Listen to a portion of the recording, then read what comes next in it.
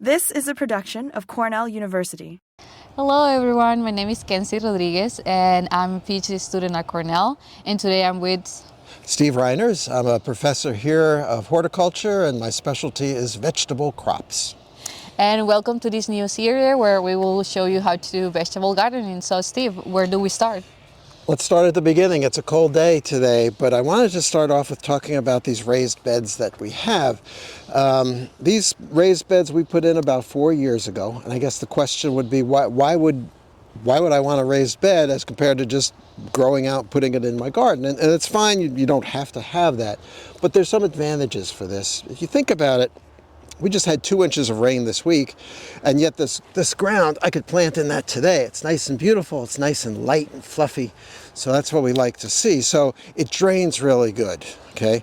I can concentrate in this area where I can put compost, aged manure, any organic matter. I can put that in here rather than trying to spread it all around. I can put my fertilizers right in this area. I'm not putting it around here to try to get where I could be feeding the weeds and not the crops I've got. So there's a lot of good things about a raised bed.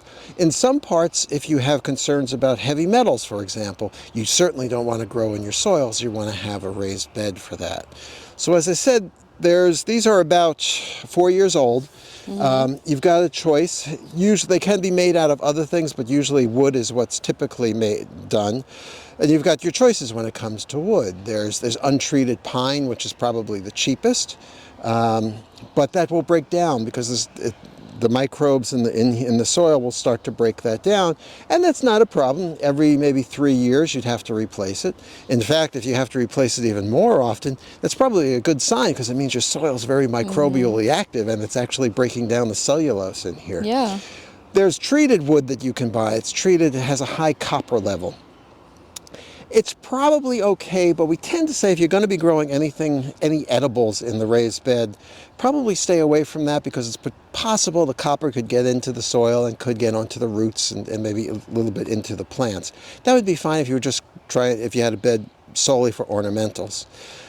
But there's also choices. I think this is poplar, but you can also find cedar wood, which is just naturally rot resistant, and that will last a lot longer.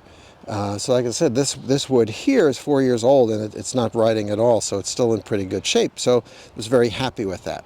Is there a height or width that you recommend for the bed? Yeah, usually they'll say probably a minimum of about 8 inches high is what you'd have. And then in terms of the dimensions above ground like this, I like to have it so you can reach into the middle of the bed from either side, because one of the nice things about the raised bed is we don't really want to be walking on the bed, okay? So by having it no wider than 4 feet like this one, I can get in here and I can get into the middle from either side without walking on it, and that tends to compress the bed a little bit, and we want this soil to be nice and healthy and rich.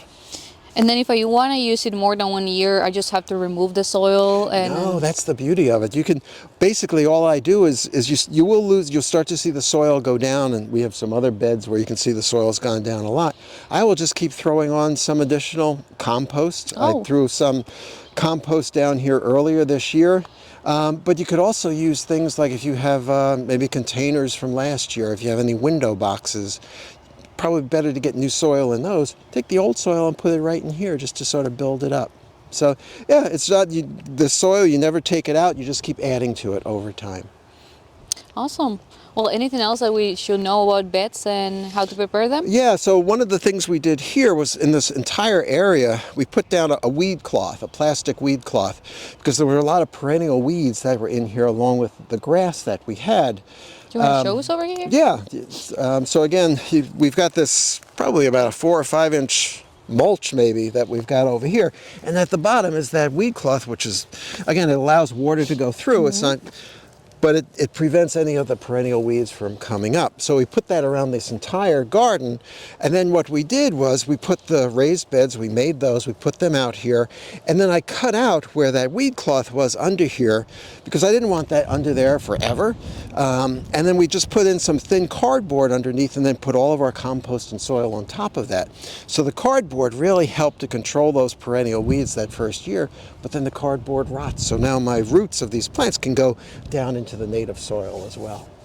Wow, that's really cool. That's a great idea as well. Well, thank you, Steve. And if you want more information about how to make raised beds, go to the Cornell Vegetable website and you'll find information there. Thank you. This has been a production of Cornell University, on the web at cornell.edu.